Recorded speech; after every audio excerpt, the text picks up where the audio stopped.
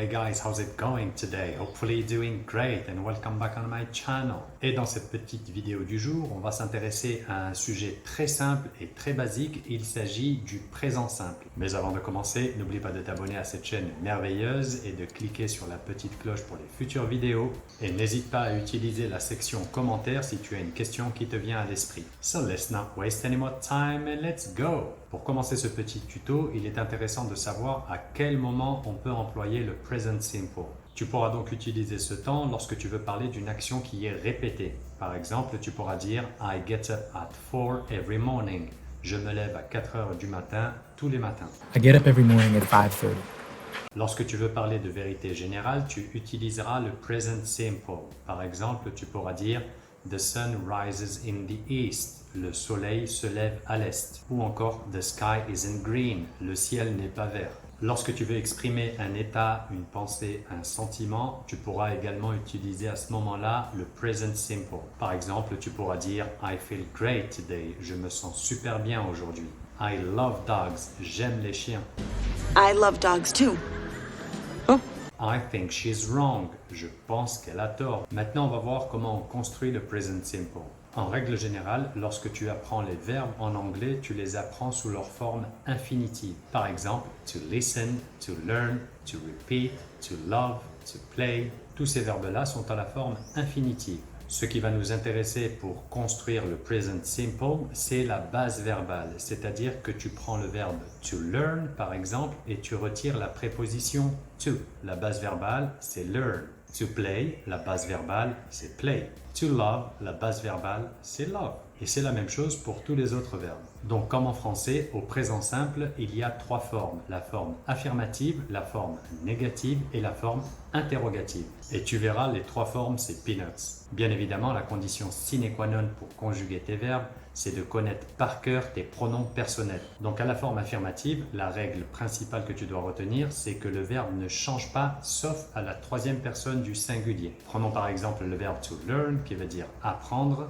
Ça donnera I learn, you learn, he learns, she learns. C'est à ce moment-là que tu mets un S. We learn, you learn, they learn. En gros, tu emploies la base verbale avec tous les pronoms personnels que tu utilises, sauf à la troisième personne du singulier où tu dois rajouter un S. Attention, parfois tu dois rajouter un ES. Ça va dépendre de la terminaison du verbe que tu utilises. I will never forget.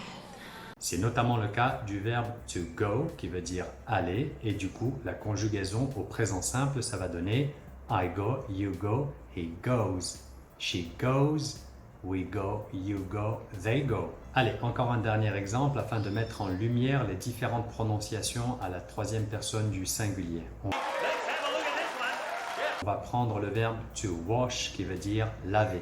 Du coup la conjugaison ça donnera I wash, you wash, he washes, she washes, we wash, you wash, they wash. Du coup, on peut distinguer trois sons différents à la troisième personne du singulier dépendamment du verbe qu'on conjugue. Tu auras d'abord le son S. C'est notamment le cas du verbe to learn qu'on vient de conjuguer et du coup, à la troisième personne du singulier, ça donne he learns, she learns. And he learns that aliens are just no different. Cette règle s'applique à tous les verbes qui se terminent par le son F, K, P, T. Ensuite, tu as le son Z et c'est le cas avec le verbe to go qu'on a conjugué il y a quelques instants. Et à la troisième personne du singulier, ça nous a donné he goes, she goes. Tous les verbes qui se terminent par le son B, D, G, V seront soumis à cette règle et à la troisième personne du singulier, tu retrouveras ce son Z. Le troisième son qu'on peut constater à la troisième personne du singulier, c'est le son is. Ça a été notamment le cas avec le verbe to wash qu'on a conjugué tout à l'heure et à la troisième personne du singulier, ça nous a donné he washes, she washes. Mikey's on scholarship and he washes dishes at Denny's. Tous les verbes qui se terminent par un son s, z, j, ch et ch seront soumis à cette règle et le son que tu entendras à la troisième personne du singulier sera is. Ceci nous amène à la deuxième partie, la forme négative. Alors pour construire la forme négative, rien de sorcier, tu dois simplement t'aider du super auxiliaire do. This is not rocket science, Avery. Donc avec les auxiliaires I, we, you, they, tu utiliseras do plus not plus la base verbale. Et avec les auxiliaires de la troisième personne du singulier, c'est-à-dire he, she et it, tu rajouteras does plus la négation, not plus la base verbale.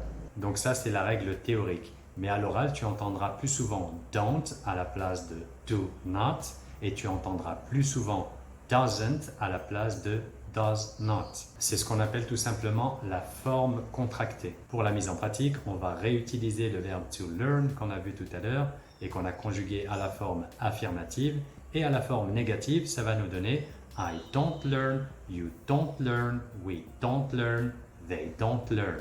He doesn't learn, she doesn't learn. Comme tu es observateur, tu auras probablement constaté qu'il s'agit simplement d'intercaler don't ou doesn't entre le sujet et le verbe. Tu as aussi probablement remarqué qu'on est passé de he learns ou she learns à he doesn't learn ou she doesn't learn.